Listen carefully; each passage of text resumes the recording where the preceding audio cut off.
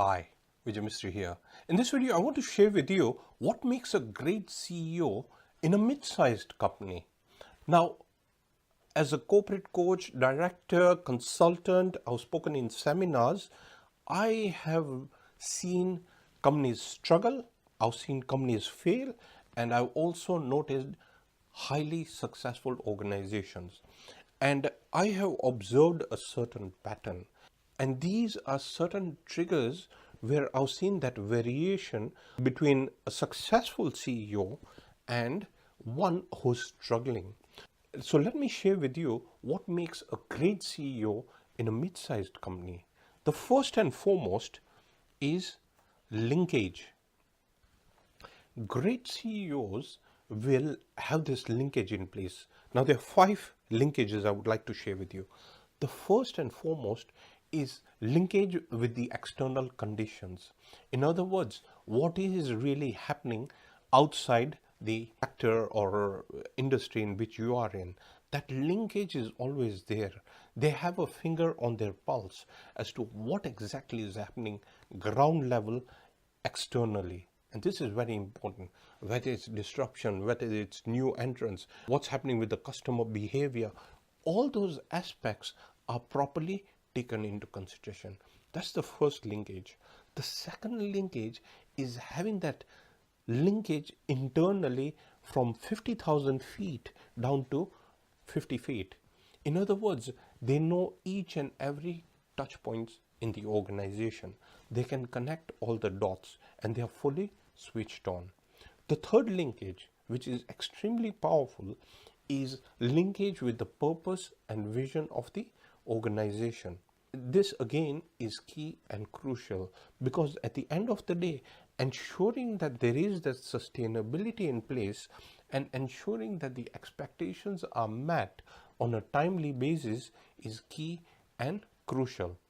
The fourth linkage, which is again very important and pivotal to the growth, is with their people. Great CEOs will be completely switched on and connected with their executive team, and they will know exactly what is going on. This is very important. That engagement brings in impact, and impact leads to enrichment. And again, they have this progressive path, they have that curiosity, so they are always connected. In one particular service organization, there's this great CEO in this mid-sized organization. I was a consultant in this company. What happened is that the CEO was completely engaged with all the internal executives in place. So this is very important. He knew exactly what were the key elements and priorities in place.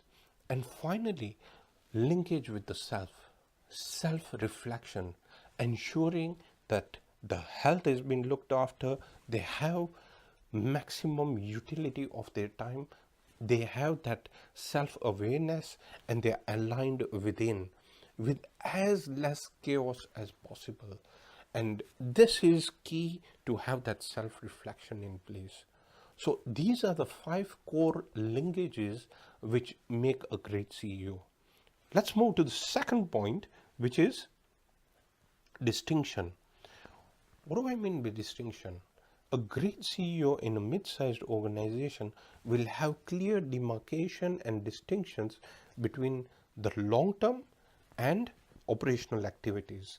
So they have that complete connectivity with long-term clarity and ground level. Now, here's why this is very important.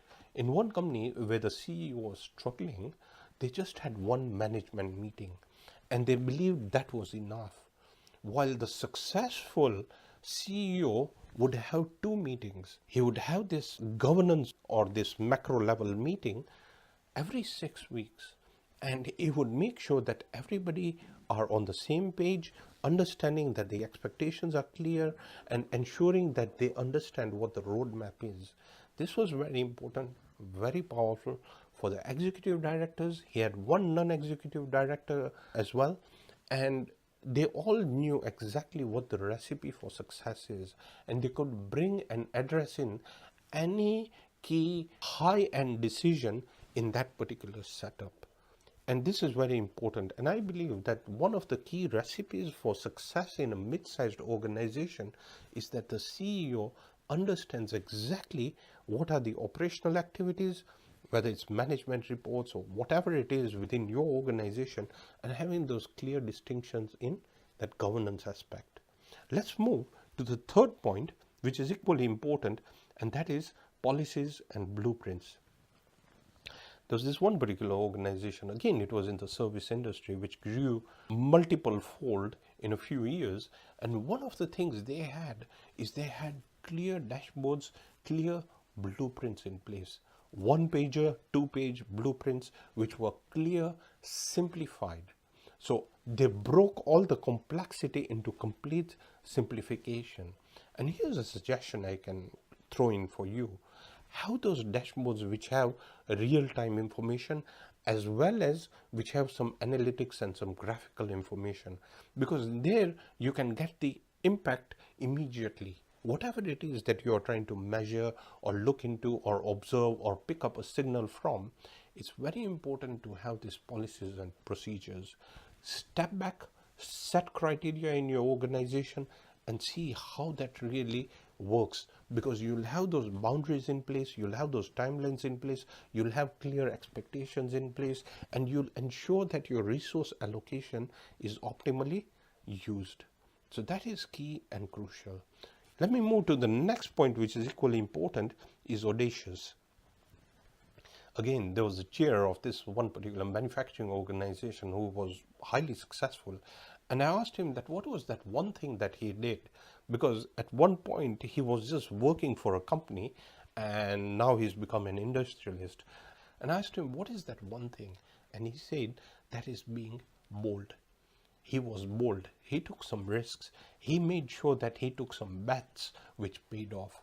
Yes, there are some bets which may not pay off and some may pay off. But at the end of the day, he knew exactly where the leverage was. And, you know, he had that laser sharp focus as well. So you need to be bold and audacious. And here's a couple of guidelines I want to share with you. First and foremost, take an element of your profits and your cash reserve or whatever you have and have that in some new idea driven activities for your particular organization. Come up with innovation, come up with creativity, come up with some brainstorming ideas, and that cash or that particular resource is allocated exclusively for the executives and the staff and the team, and try out and find out exactly if there are any complementary products or services which you can introduce which may gain more traction than what it is right now. Let's move to the next point, which is accountability. Great CEOs in mid-sized organizations are accountable. They own up. If there is anything that goes wrong within the organization, they take the blame. They do not blame their team members, but they take that blame. In one organization, I recall that one of the P&L head of one particular division did not perform very well, and there was a huge capital erosion.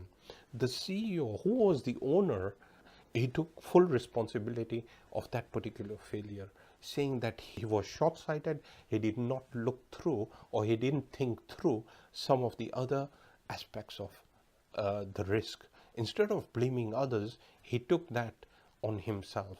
And this makes a great CEO. He ended up training and coaching the head of this P&L department and trying to see if they could really mitigate all the other losses they made. But here's the reality. They had to close that particular division.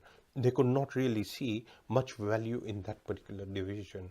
And they focused on the business which was making money. So that is very key and crucial. Having accountability, having clear authority, responsibility, ensuring that everybody understands what they really need to do, how they are going to add value is pretty important, and it is very crucial and pivotal to the growth of your organization. Let's move to the next point, which is values aligned. Great CEOs ensure that the values are completely aligned. This is very important. Again, when I'm talking about having those 6-week meetings, that governance aspect, it's very important to ensure that everybody recognizes and respects and understands the value of the organization, but aligns their value to the values of the organization. Because once you do that, what's going to happen?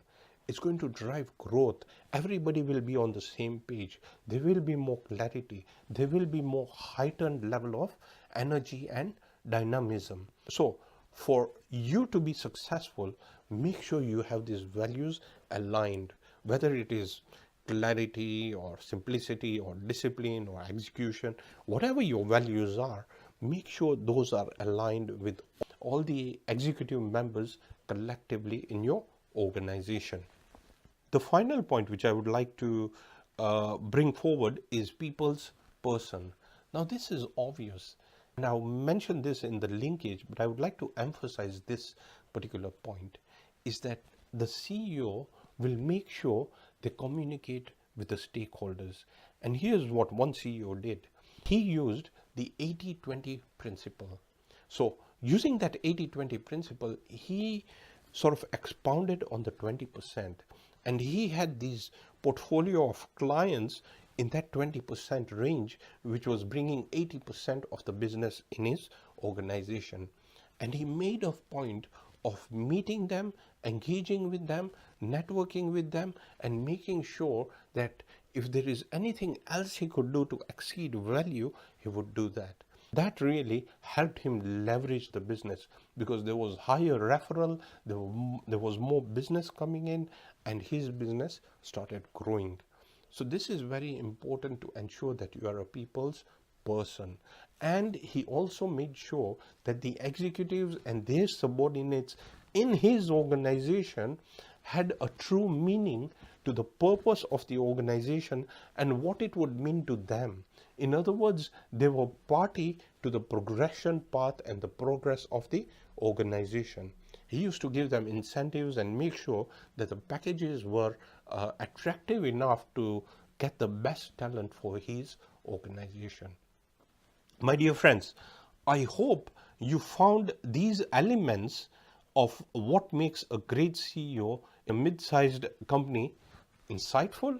I look forward to seeing you in the next video, where I will share with you more growth-driven insights for you to scale up your organization, as well as help you become a world-class leader, entrepreneur, director, executive, and manager. Thank you very much. Bye for now.